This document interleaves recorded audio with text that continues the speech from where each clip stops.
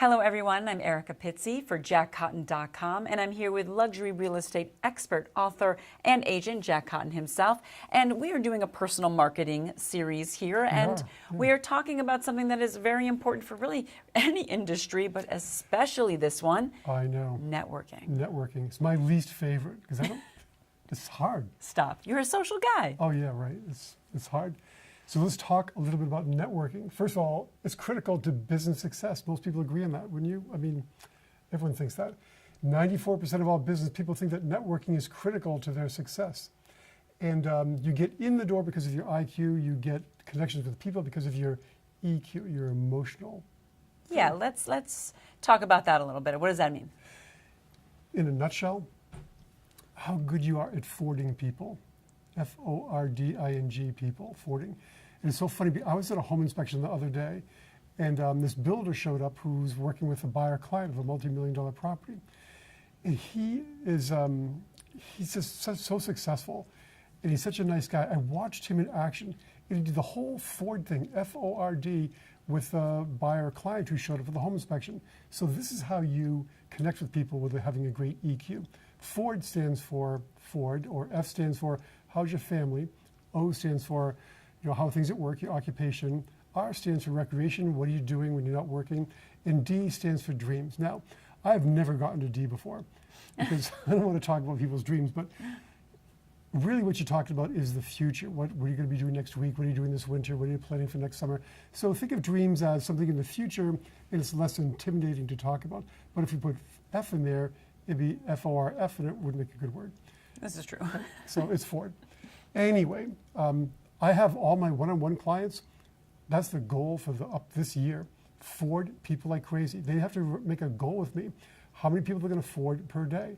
Because once you Ford them and make a good connection with them, you can decide if they're a good addition to your sphere of influence.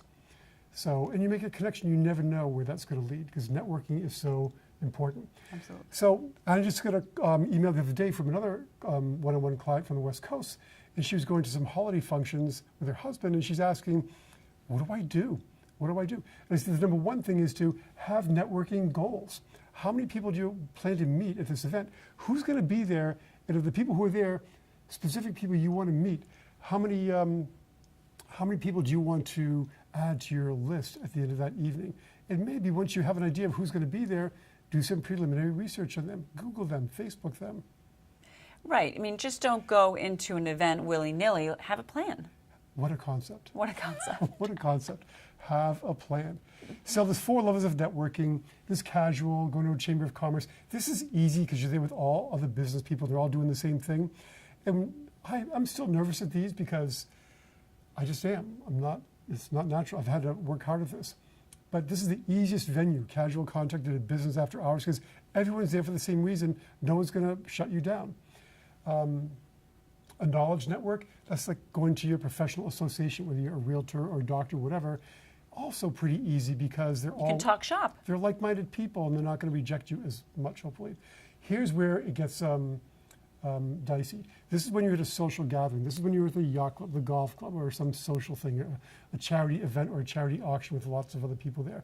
This is where the risk of rejection is higher, and so people are more reticent and reluctant to participate. This is, again, where Ford comes in. And then this is what people prefer to do today, is 100% online networking, because there's less rejection. People hate rejection. We all do. And it's hard to get rejected online as it is in person. So a lot of people just spend way too much time online.